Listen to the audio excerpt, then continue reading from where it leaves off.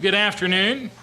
My name is John Weil. As you probably know, I'm Dean of the Honors College, and it's my pleasure to introduce our speaker for the first of our lecture series, Dr. Phillips. I think that I'm being asked to introduce him because I'm Dean, although there is some speculation that I was asked because it deals with the medieval period, and there were some who thought I might actually continue to remember it. In any event, Dr. Phillips earned both his master's and his PhD at Vanderbilt University. He was an undergraduate English major at Belmont, where he also double minored in Latin and philosophy. He's a longtime member of the honors faculty and our associate dean, as I've already said, and also a professor of English at MTSU. One of his major areas of interest is classical and late antique literature. Sounds like something I ought to collect, especially Boethius, the author of The Consolation of Philosophy. Dr. Phillips served for over 15 years as editor of the Carmina Philosophia, Journal of the International Boethius Society, and he continues to serve as secretary of that organization and has published several books in the area of Boethian studies. This lecture series, like most of them, is largely the brainchild of Dr. Phillips and is important because one of the things that we try to do in the Honors College, obviously, is emphasize the liberal arts. To this end, Dr. Phillips's talk today will focus on the medieval foundations of the 7 liberal arts, and especially Boethius's contribution to the liberal arts curriculum and to our understanding of the goals of a liberal education. Let's welcome Dr. Phillips. Thank you, sir. Thank you, Dean Weil. Pleased to see so many people here today, students in the class and visitors, so welcome.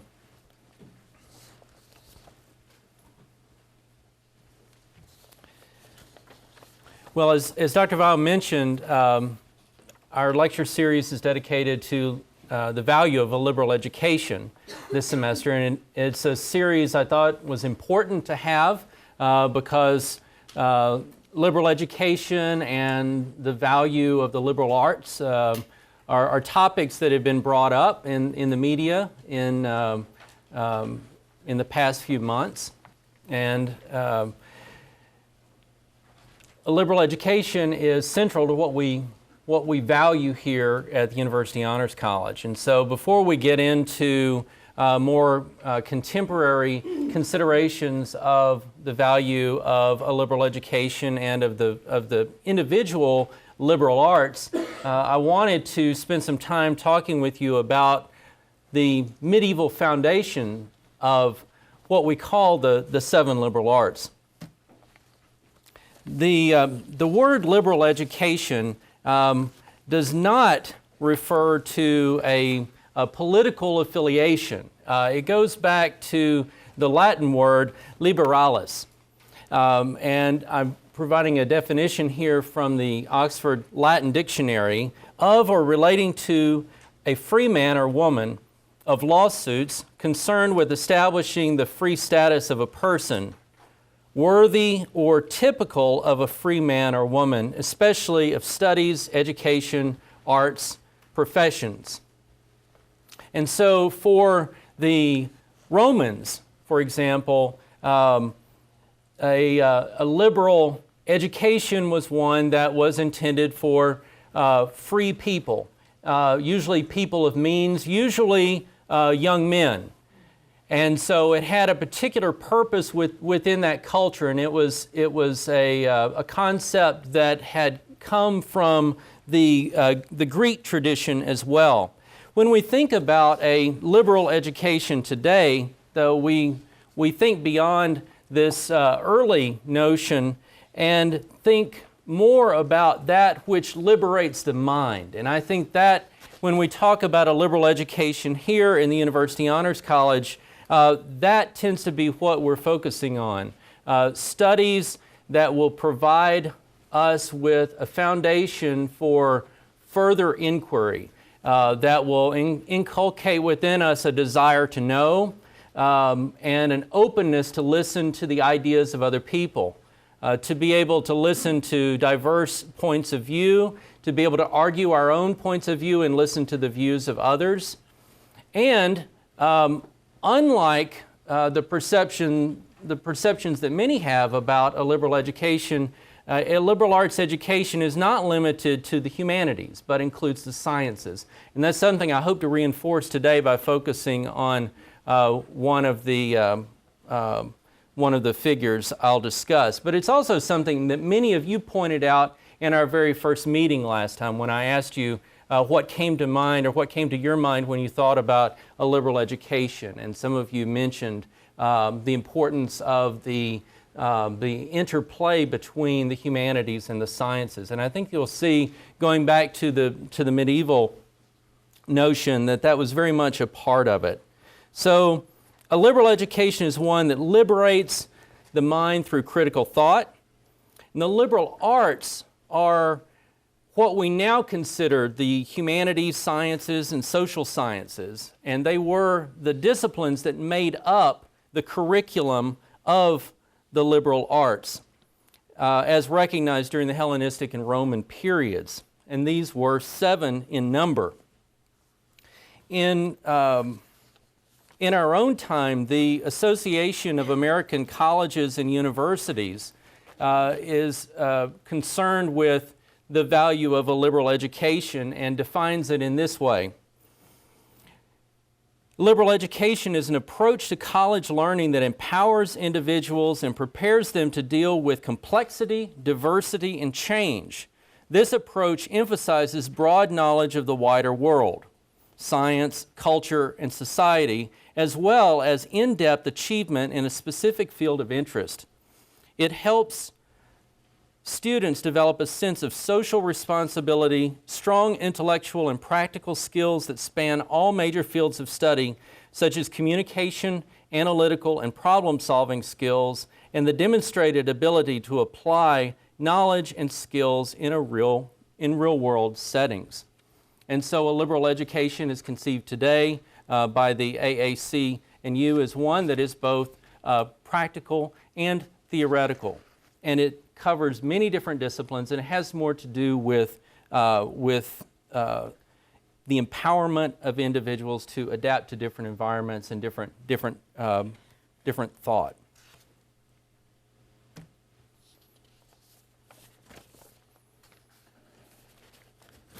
So going back to the 5th century, the idea of the liberal arts being 7 in number can be attributed to Martianus Capella, who wrote around AD 410 and 420.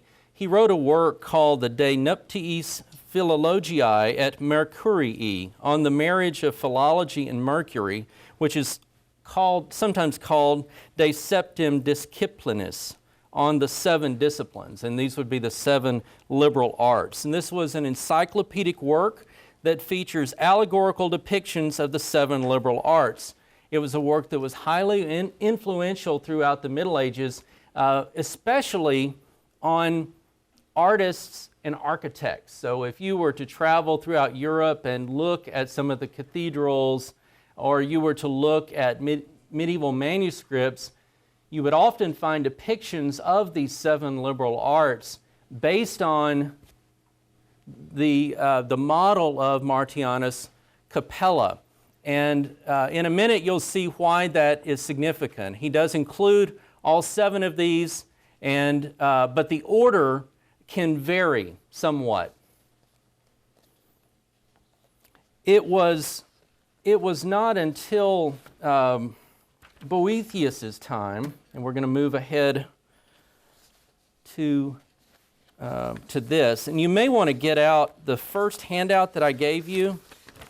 I've given you a chronology, Boethius, a chronology, which we'll come to in just a minute.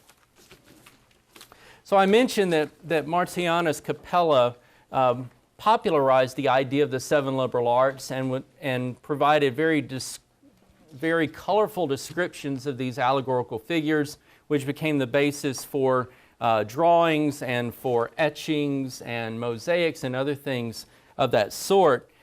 It was Anicius, Manlius, Severinus, Boethius in the 5th century who focused much of his life's work on the translation and preservation of works that were central to a liberal arts curriculum. You'll see on the handout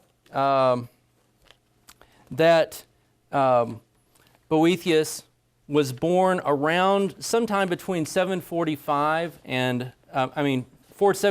and 480, and he died either in 524 or 525. He lived at the end of the Western Roman Empire and at the beginning of what we call the early Middle Ages or late antiquity. So he's a transitional figure in that sense, but in the sense of his own education and his own orientation, he was very much classical. He came from a very old and distinguished Roman family. He was a member of the patrician class. He was highly educated, and not only was he dedicated to preparing himself to serve in a public capacity, he also dedicated his intellect and his energy to the transmission of knowledge. He was one of the few people in his time who was fluent in both Greek and Latin, one of the few people in Rome at that time who was fluent in both languages and who had a very high facility with Greek. A few dates to note. I mentioned the end of the Western Roman Empire. The date is 476. That was when Odoacer took over Italy, essentially deposed Romulus Augustulus, and sent him into retirement.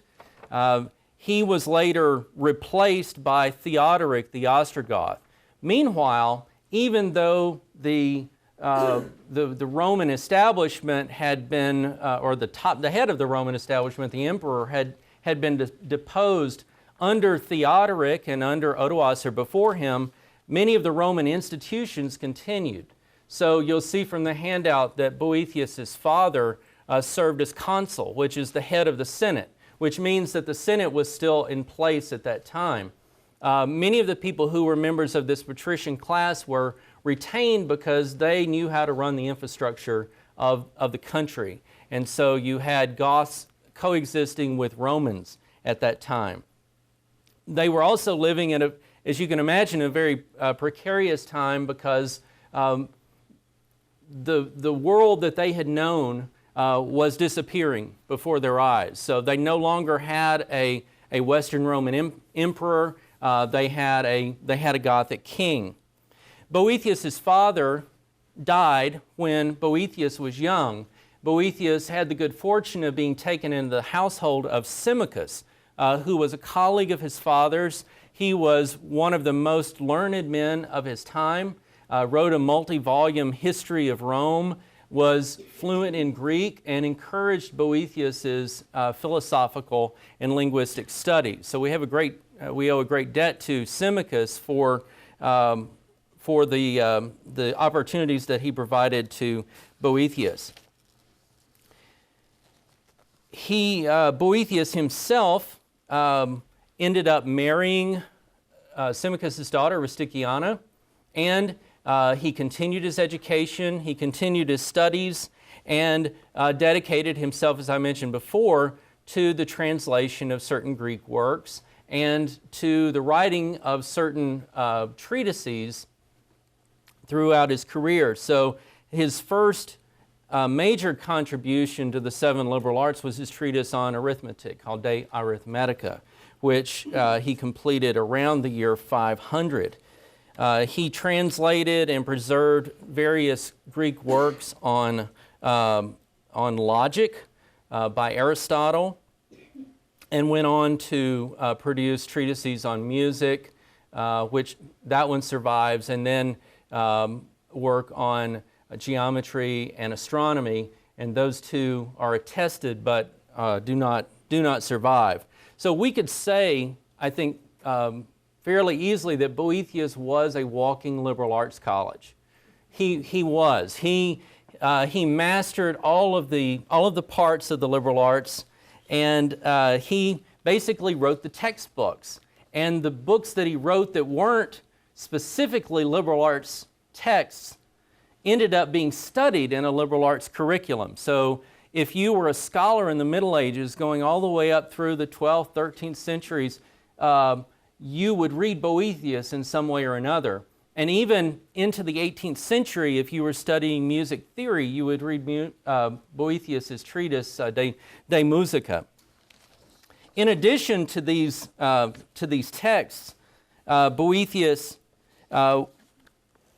contributed to theology. He was asked by certain learned friends if he would produce a treatise on one occasion that would explain the complexities of the Trinity, for example. So he wrote a treatise called De Trinitate. He wrote a treatise on the Catholic faith, De Fide Catholica. And there were others. There were 5 different theological tractates that Boethius wrote.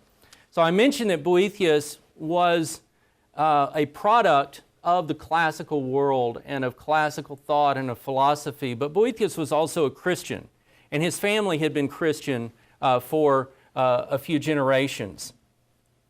So that plays into the larger issue as well. That we'll come back to that. Now, if Boethius had been able to spend his time pursuing scholarly works and then participating in the Senate and in government without incident, we may have many other works probably would have been preserved. Works by Aristotle and Plato, they would have been preserved. But he became entangled in certain political machinations that were beyond his control. He rose through the ranks in the Senate. He eventually became consul in Rome.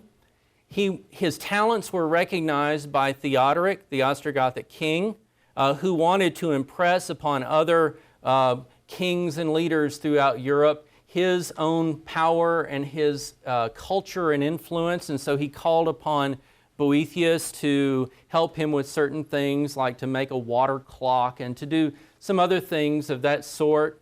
And he promoted Boethius to the position of Magister Officiorum, or the Master of Offices. So this was the highest civil position that a Roman could hold in the Ostrogothic government. He also saw his 2 sons elevated to the rank of consul and honored in that way. And of course, Boethius was footing the bill for all of the things that are associated with being made a consul, the games and parades and those sorts of things. But it was a great honor for Boethius to see his sons be elevated in that way. However, Theodoric, who was a very successful king and in many ways would have earned the epithet the Great for his preservation of classical traditions and of the Roman, the best of the Roman infrastructure. Even his tolerance for people of different varieties of Christianity. He would have gone down in history in a very positive light, except for his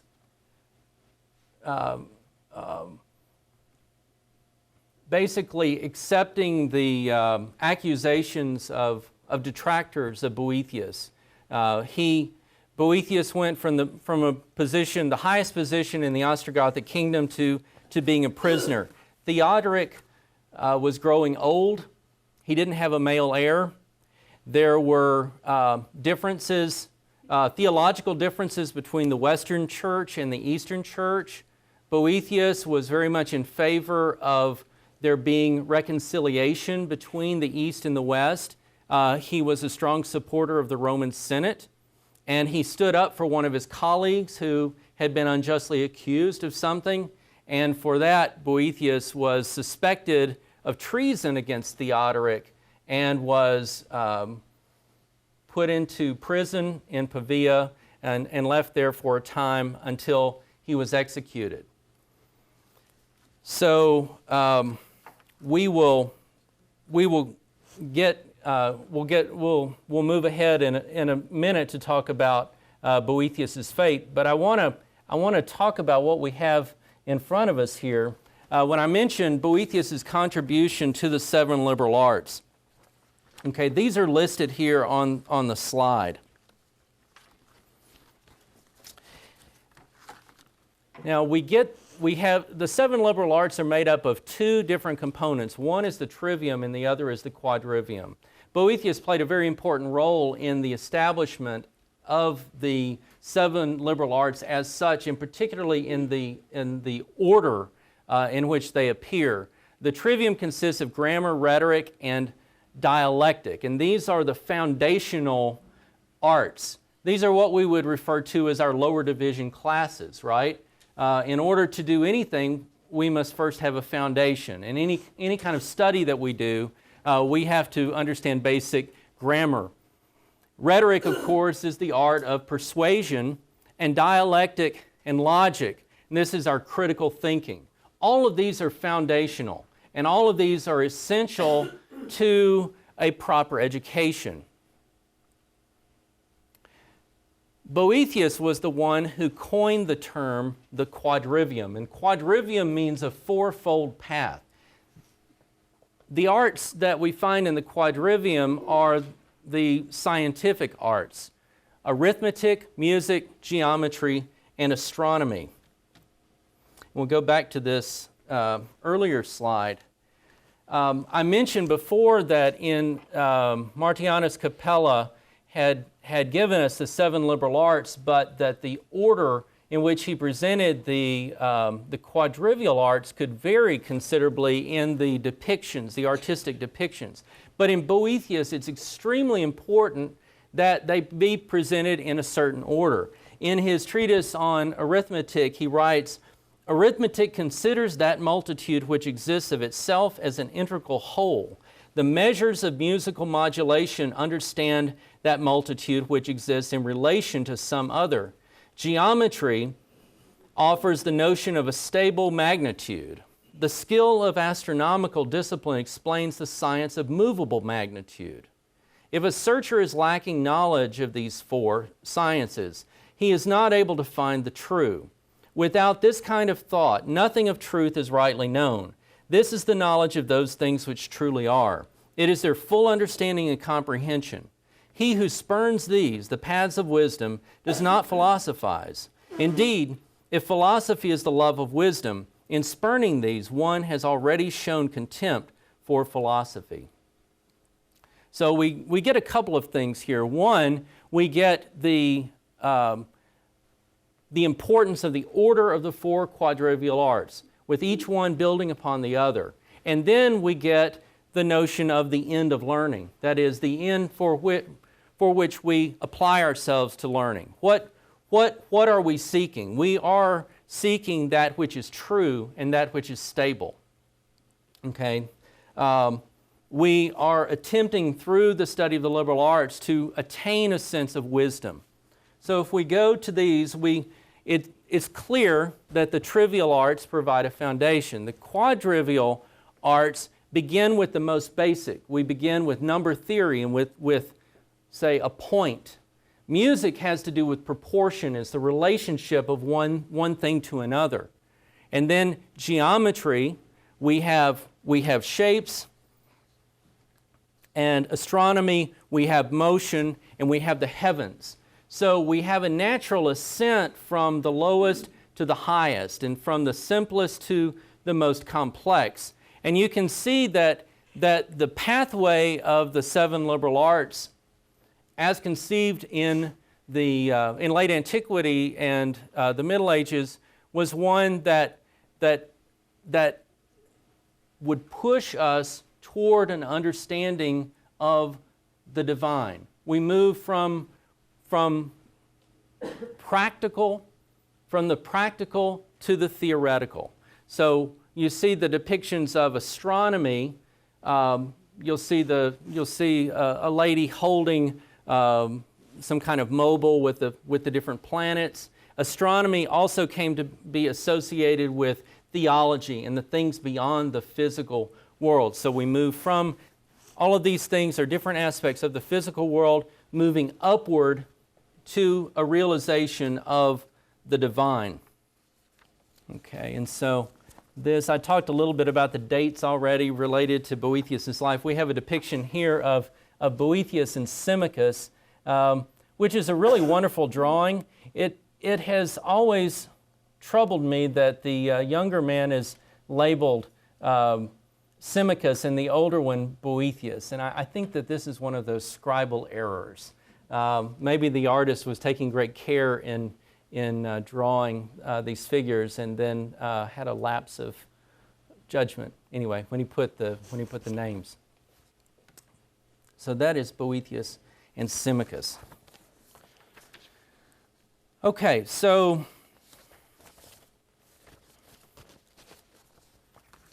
I mentioned that Boethius was accused of treason, and he was sent away from the court in Ravenna to Pavia, where he was incarcerated. We don't know exactly the nature of his incarceration, but we do know that he had access to writing materials. And the one good thing to come out of Boethius' imprisonment was that he wrote his masterpiece, De Consolatione Philosophiae, the consolation of philosophy. This is the opening. This is a page from the opening lines of the Consolation of Philosophy, and in the factotum at the beginning, you see Boethius, the schoolmaster.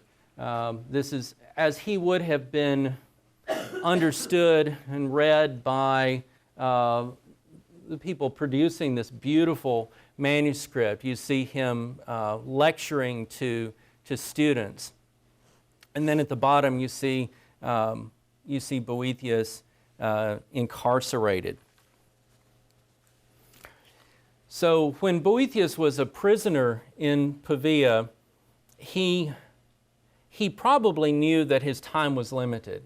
He probably knew that he was not going to survive this situation. And so he set about producing a work which is widely considered to be a masterpiece. It's a work that if the New York Times bestseller list had existed in the Middle Ages, it would have topped that list. It was read, admired, and translated by writers from all over Europe, many famous writers. It's a work that has universal appeal, and it's a work that really builds upon his dedication to the liberal arts. At the beginning of the work, Boethius presents himself as a character. So Boethius is the author, but Boethius is also the narrator in this work. It is it's written in the form of a dialogue between Boethius and Lady Philosophy, and it's a work that is prosymmetrical in the sense that it's written in both poetry and prose.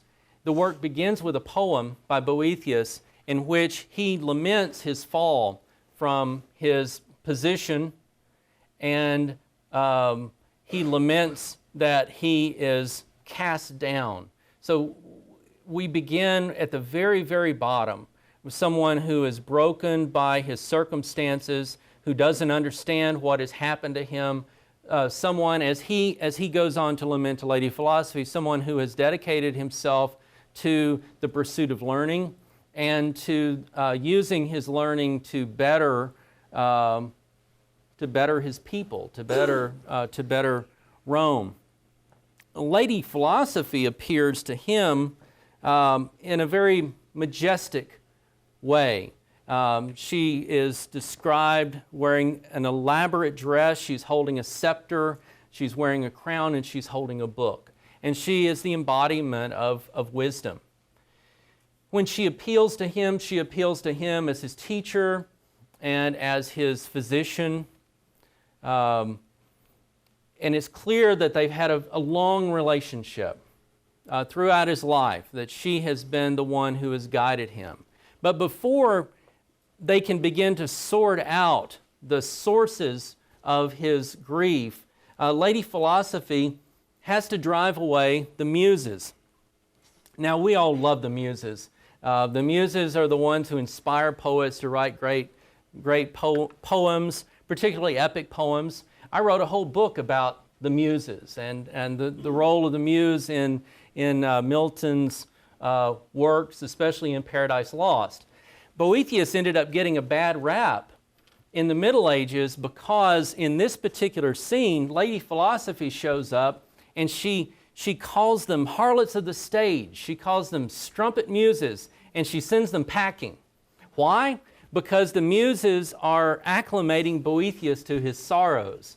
He is engaging in what we would call today a pity party with himself, and he's looking for ways to express his grief. And so she sends them away. And so medieval commentators took that to mean that Boethius was dismissing poetry, when in fact he really wasn't.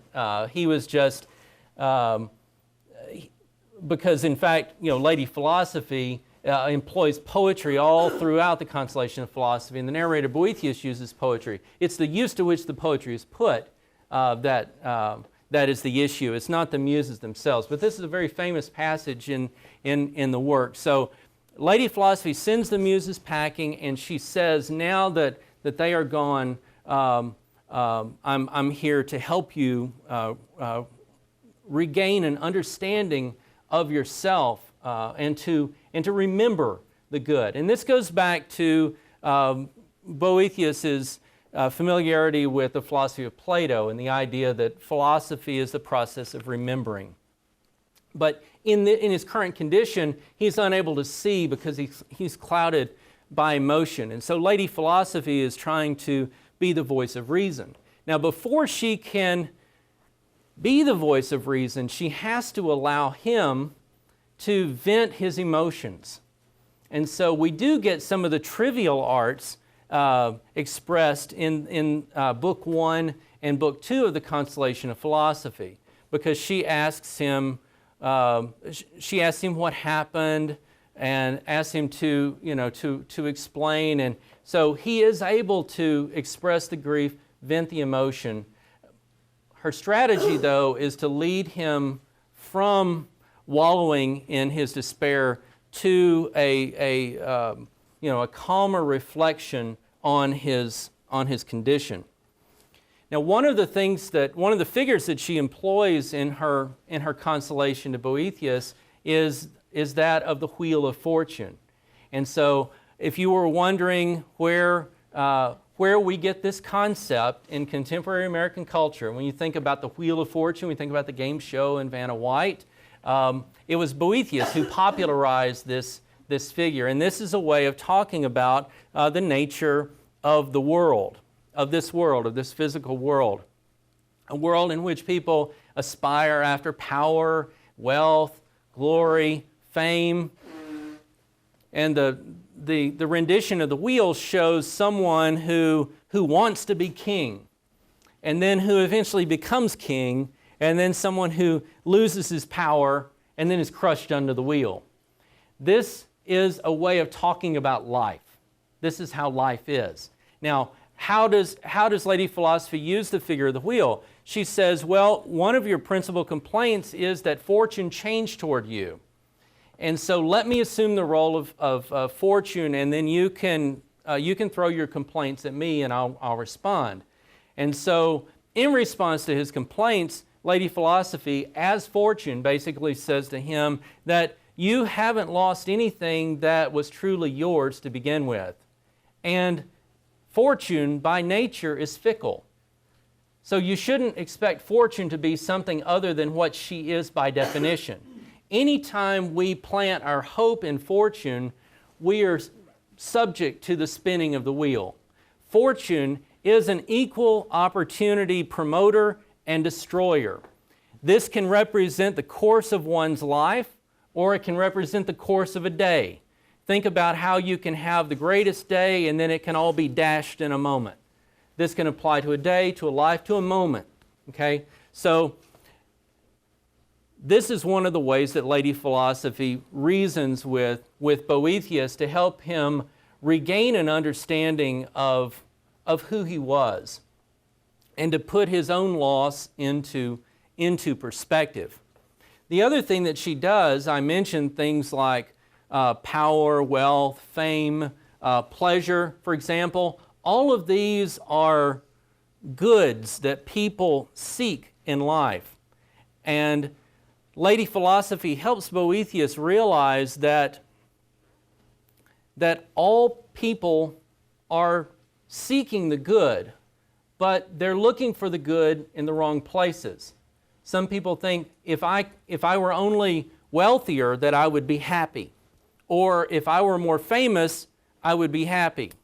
Or if I had higher status, if I were well known and people liked me, then I would be happy. And with each of these things, Lady Philosophy shows him that the more power you have, the more fear you have that the power might be taken away. The same with wealth. And all of these things are really the gifts of fortune. None of these things, if attained, can be preserved because all of these things do not belong to a person. So ultimately, the thing that one should seek is the thing that can't be taken away.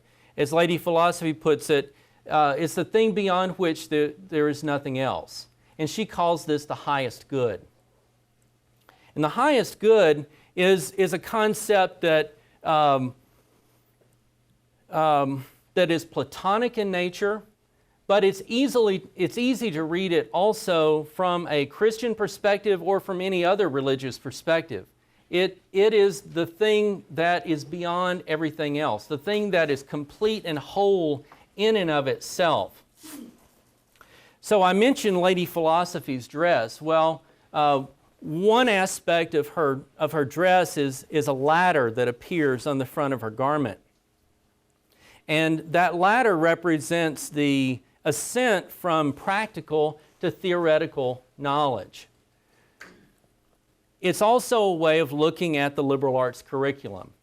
So we start with the foundation and we work our way up to the highest things, including astronomy, the queen of the sciences, and what is beyond that, the heavens, by extension, God. That is the end that we all seek. And so by the time we get to Book 3 of the Consolation of Philosophy, Lady Philosophy and Boethius pray to have an understanding of the good, of the highest good. And with that knowledge, then there is a kind of equanimity that Boethius, the narrator, attains. And so the rest of the book is devoted to other subjects like why do the evil prosper and the good suffer in a world that is governed by a benevolent God? And also the question of how can human beings have free will in a universe that is governed by providence? So Lady Philosophy and Boethius work through these very thorny matters, and at the end, and we need more time to discuss this obviously, but at the end of the work, Lady Philosophy brings Boethius back to a very simple injunction.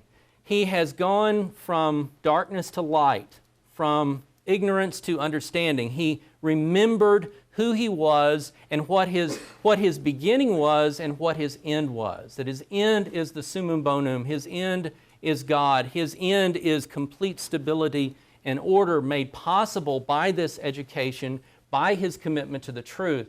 And Lady Philosophy's injunction to him is to avoid vice, cultivate virtue, and act with the knowledge that what you do is always seen by the all-knowing God. It's a kind of stoic injunction at the end of the work, but it is the end that Boethius was seeking in this work.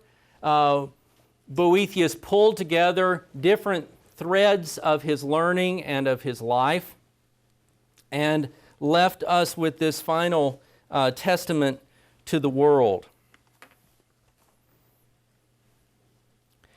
Now, I mentioned King Theodoric before, who was otherwise a great king who sought to preserve the best of Roman culture and its infrastructure, but he's best remembered today as the one who put to death the last of the Romans and the first of the scholastics. This is his mausoleum in Ravenna, which is a great example of Gothic architecture. But that's how he's remembered. Boethius, though executed before he could realize his ambition of translating the works of Plato and Aristotle from Greek to Latin and reconciling their disparate philosophies, would continue to live through his translations, which formed the basis of the liberal arts curriculum throughout Europe, and his last testament to the world, his Consolation of Philosophy, that would inspire countless writers of various language traditions, including one of the greatest writers, Dante Alighieri, whose tomb is also in Ravenna. Boethius not only would inspire Dante in terms of his notion of the divine order of the world, but for his contribution to the liberal arts, Dante would use his philosophy and his system within his Commedia, and he also would place Boethius in paradise. So Boethius makes an appearance in Dante's Divine Comedy.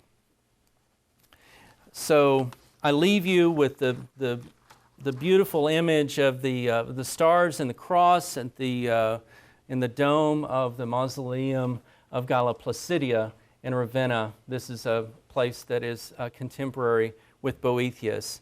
And thank you very much.